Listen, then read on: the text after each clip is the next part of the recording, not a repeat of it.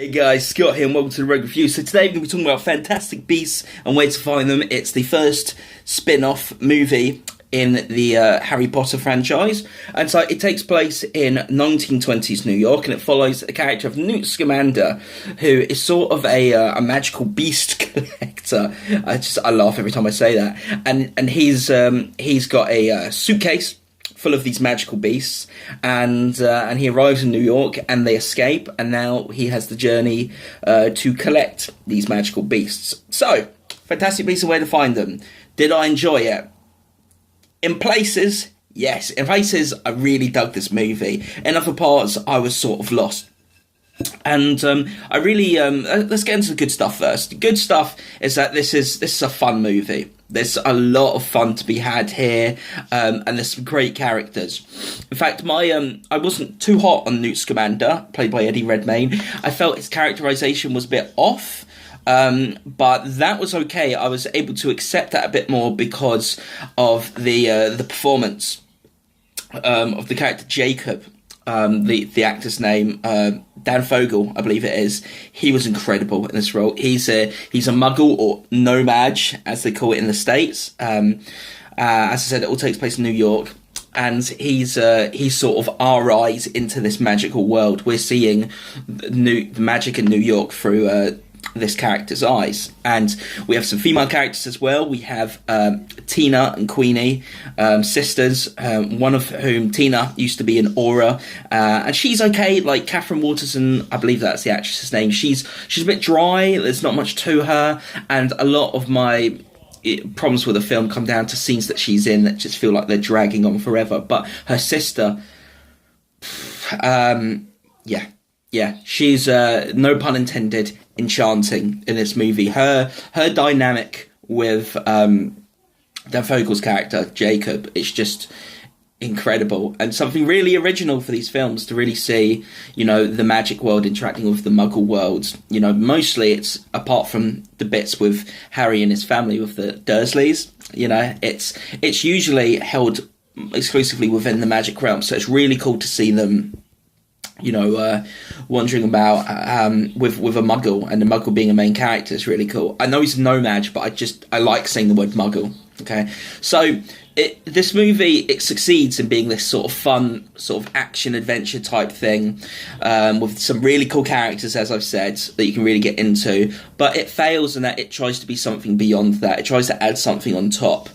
And so we've got like almost a Voldemort-esque sort of plot going on here. I'm not going to get too big into spoiler territories, but there's that sort of thing added on top of it. And it just felt unnecessary to me. I felt, this should have been a far simpler film about a guy who loves magical creatures, and somehow they get released, and now they're wild in the city, and they're causing disruptions, and he needs to sort of go out and get them again, and he gets some friends together. It's almost like a sort of Ghostbusters type thing, but we're in the Harry Potter universe. I thought, in 1920s New York, that sounds awesome, right? But they add this extra thing on top of it, and it just gets really dark in places.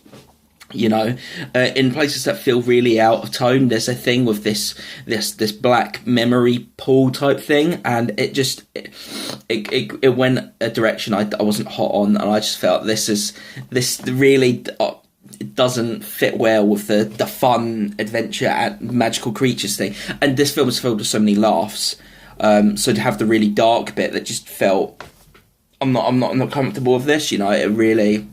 It was a bit of an awkward experience, and I often say that a film's tone flows out of the main character. And Newt Scamander, his character, he's very awkward, very weird, and I feel like the tone of the movie is very awkward and very weird. The film's tone is very much like him, and so there's stuff to be enjoyed here. There's some really touching moments. There's a moment that made me cry towards the end, where something happens with one of the characters, and just the moments with the magical creatures when they're running about. It's really, really fun. I dig this movie, but it's not a film I could watch over and over and over again. I would watch it again, but I do think it's really dragged down by the fact they're trying to franchise out of this. Whereas I think this should have been a standalone film. They could have MCU'd it, you know, and just had standalone films. Maybe there's some connective tissue, but I think there should have been a standalone film about Newt Scamander and the friends that he makes and these magical creatures. And it should have been about friendship and animals and things like that. And they try to make it something that it's not. And in the third act, there's like a big. It feels like if this was made in the 1980s, it would have been a far simpler film. It's got so much shoved into it, and in that last act, it's got this stupid, gassy monster wrecking up a city sort of thing, and it's like, we've seen this 1,000 times now. It's not interesting, it's boring, and it doesn't take you places. And there's a bunch of other stuff in the film I wasn't hot on. All the world building stuff, it's really cool. It's possibly the best part about it, you know, next to the characters. But it's when they cut away to this whole Voldemort-esque plot. It's not Voldemort, just to clarify. It's a sort of the bigger evil sort of thing. Whenever they cut away to that, I'm disconnected from the film, and it takes me a while to plug back in again. Once the creatures are back on screen, definitely gotta get myself some Niffler dolls. You know what I mean when you see the movie. Anyway, so I've been Scott. This is Rogue Review. Comment, like, subscribe. What did you think? Did you love the movie? Am I a fool for not liking that plot? Let me know below. But yeah, it's been Rogue Review. Peace.